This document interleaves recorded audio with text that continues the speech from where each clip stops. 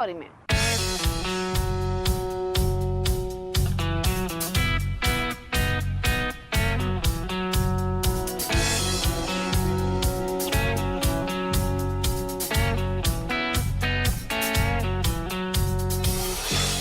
CB200X look के मामले में आपका इस बाइक पर दिल आ जाएगा।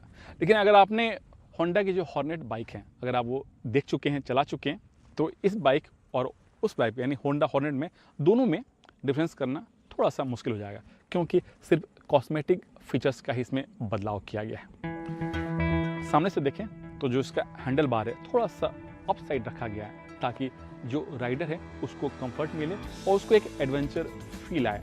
और इसके अंदर जो भी स्विच नॉब लगे वो ठीक ठाक दिए गए, लेकिन जो आपका ब्रेक लीवर है या फिर क्लच लीवर है वो थोड़ा सा बेटर हो सकता था।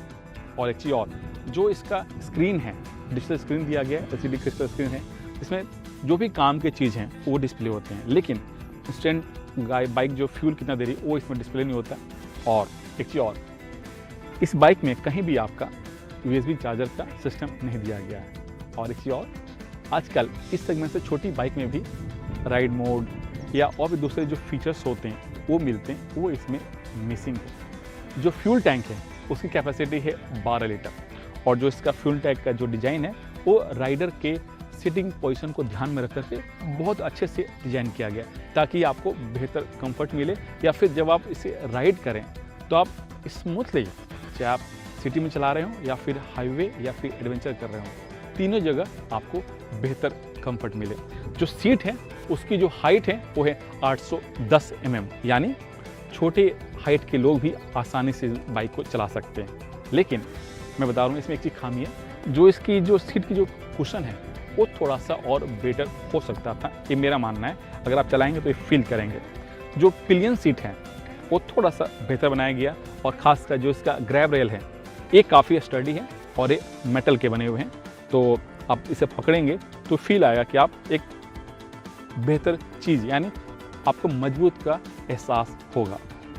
लेकिन जैसे ही आप इस बाइक में पिलियन राइडर को बैठ कर चलाएंगे तो जो नीचे का इंजन का जो पार्ट है वो स्पीड ब्रेकर में या फिर गड्ढों में टच हो जाता है, यानी जो इसका ग्राउंड क्लियरेंस है वो कम है, क्योंकि जो इसका ग्राउंड क्लियरेंस है वो है 167 mm, जबकि मेरा मानना है कि उससे थोड़ा सा और बेहतर होना चाहिए था, खासकर जब हम इसे एडवेंचर या अर्बन सेगमेंट में इस बाइक को लेकर आए हैं तो। और जो इसका टेल का डिज़ाइन है, जो पिछला हिस्सा है वो भी सेम जो हॉर्नेट है उसकी तरह ही दिखती है, लेकिन जो इसका एग्जॉस्ट है वो थोड़ा सा बेटर रखा गया है। आप गौर से देखें, थोड़ा सा खूबसूरत लगता है। और जो आपका डिस्क ब्रेक है 220 mm का है, लेकिन इसमें ABS नहीं दिया गया है, और इसमें जो मोनोशॉक शॉकर दिया गया जो बड़े काम का चीज़ है। और होंडा अपने मोनोशॉक शॉकर के लिए ही जानी जाती है।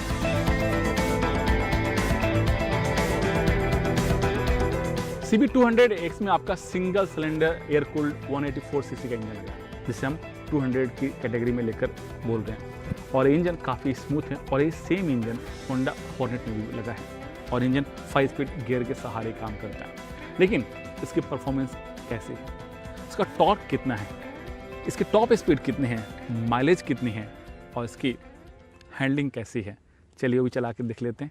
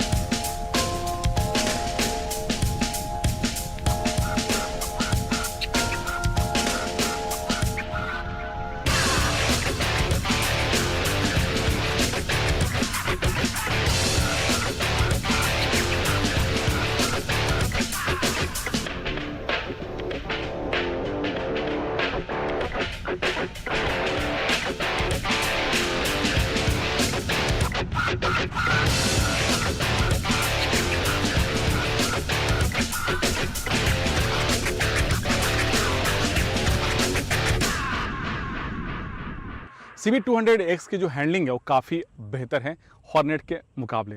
जब आप इसे चलाएंगे तो आप फील करेंगे, और उसके पीछे वजह है इसका हैंडल बार, फ्यूल टैंक का डिज़ाइन और सीट। और दूसरी बात, जो इसका इंजन है वो काफ़ी स्मूथ है, और यही इंजन की वजह से होंडा जाने भी जाती है। लेकिन जैसे ही आप 100 से ऊपर जाएंगे इस बाइक पर, तो थोड़ा सा जो इंजन की जो वाइब्रेशन है वो आपको हैंडल बार और सीट पर फील होता है। मेरे ख्याल से इस पर होंडा को थोड़ा सा काम करना चाहिए।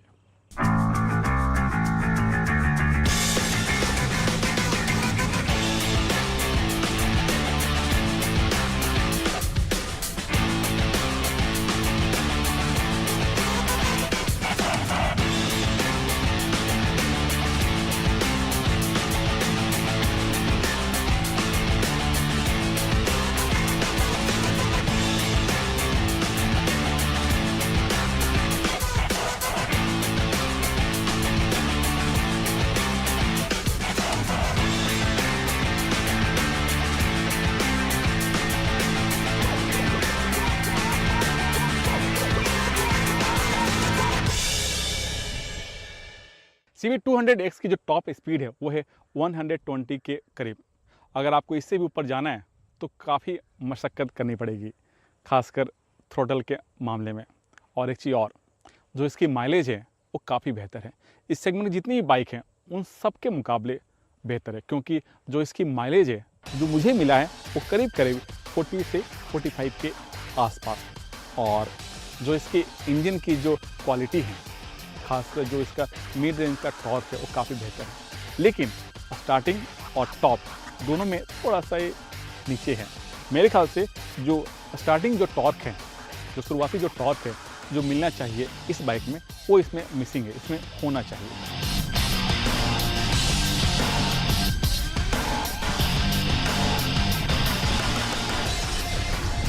अब सबसे बड़ा सवाल कि क्या CB200X को लेनी चाहिए या नहीं, तो मेरा मानना है क्योंकि इस सेगमेंट में ऑलरेडी हीरो की एक्सपल्स है, TVS की अपाचे 200 है, बजाज की पल्सर है।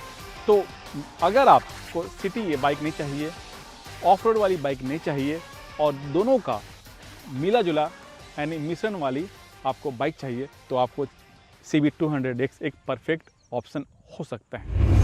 अब बात करेंगे हमारे खास segment tip of the week की, जिसमें आज हम बात करेंगे टायर्स की।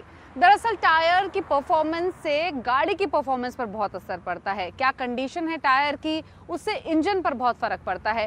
कई सवाल भी आपके मन में आते होंगे कि टायर कब चेंज कराने चाहिए, क्या बड़े साइज के टायर हम लगवा सकते हैं, वगैरह वगैरह। तो आज हम आपको टायर के बारे में कुछ खास टिप्स देंगे टिप ऑफ द वीक में। टायर प्रेशर और गाड़ी के माइलेज के बीच गहरा रिश्ता है। आपकी कार का टायर प्रेशर काफी हद तक आपकी गाड़ी की परफॉर्मेंस पर असर डालता है, इसलिए जरूरी है कि समय समय पर आप अपनी गाड़ी के टायर प्रेशर की जांच कराते रहें। खासकर हफ्ते में 2 बार सुबह के वक्त टायर प्रेशर जरूर चेक कराएं। गाड़ी के टायर को हर 6 महीने या 8 से 10,000 किलोमीटर चलने पर रोटेशन करवाना बहुत जरूरी है। इससे चारों टायर की ग्रिप एक समान रहती है।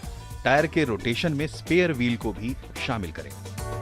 कंपनी की तरफ से दिए गए टायर साइज के अनुसार ही टायर लगवाएं। बड़े साइज के टायर लगवाने से बॉडी में टच होने का खतरा रहता है। साथ ही लो प्रोफाइल के टायर लगवाने से ग्राउंड क्लियरेंस कम हो जाती है। दोनों ही हालत में गाड़ी की परफॉर्मेंस और माइलेज पर असर पड़ता है। अगर गाड़ी कम चली हो और टायर ज्यादा ना घिसे हो तो भी 5 से 6 साल में टायर जरूर बदलवा लें, क्योंकि टायर में इस्तेमाल किए गए रबर की अपनी लाइफ होती है। इसलिए सेफ्टी को ध्यान में रखकर ये काम जरूर करें।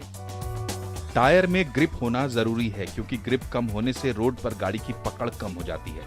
ऐसे में अगर कभी भी इमरजेंसी ब्रेक लगाने की जरूरत पड़ जाए तो गाड़ी के स्किड होने का खतरा बढ़ जाता है। इसलिए आपके टायर की हालत ठीक ठाक होनी बहुत जरूरी है। व्हील अलाइनमेंट सही होने से टायर एक समान घिसते हैं। साथ ही गाड़ी चलाते वक्त सीधी लेन में रहेगी, लेफ्ट या राइट को नहीं जाएगी। इससे सस्पेंशन और स्टीयरिंग की लाइफ भी बढ़ जाती है। गाड़ी बबल ना करे, इसके लिए व्हील बैलेंसिंग समय समय पर करवाना जरूरी होता है। सर्विस के वक्त या जब भी टायर रोटेशन करवाएं, व्हील बैलेंसिंग भी जरूर करवा लें। वक्त है एक ब्रेक का। ब्रेक के बाद मशहूर ऑटो एक्सपर्ट 2 to the 1 आपको बताएंगे 12 लाख रुपए के बजट में बेस्ट कॉम्पैक्ट SUV कौन सी है। साथ ही वो तमाम क्वेरीज हम शामिल करेंगे जो आप आवाज ओवरड्राइव के फेसबुक पेज पर भेजते हैं।